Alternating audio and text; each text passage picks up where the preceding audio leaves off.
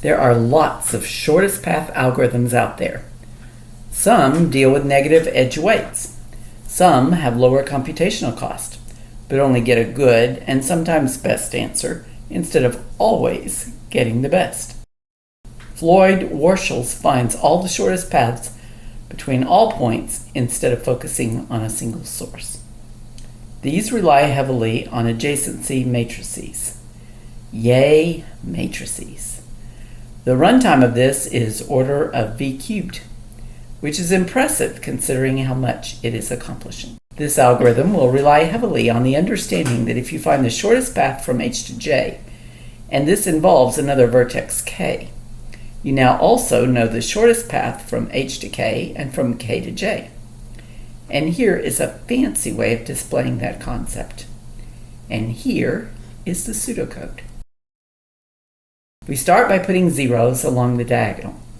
Then we fill in the spaces where there is a connection going from a vertex directly to another. Don't worry about if this isn't the shortest. We'll update that later. Finally, we put infinity in all other locations.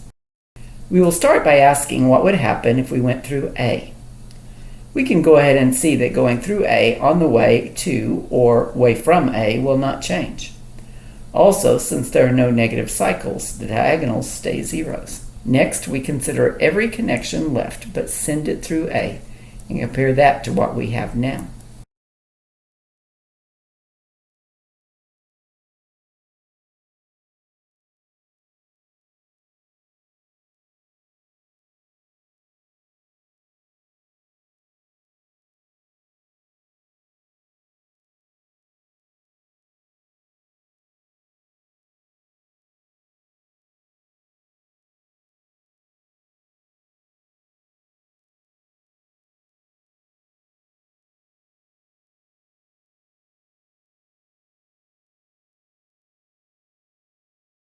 We repeat this process for B as part of the path, and then do the same for C and for D.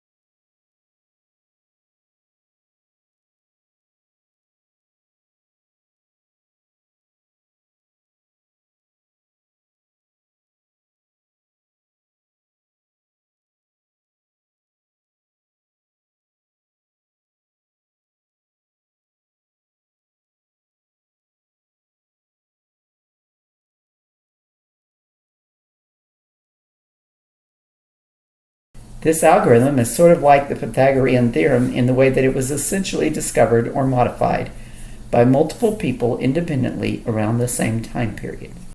This is a greedy algorithm.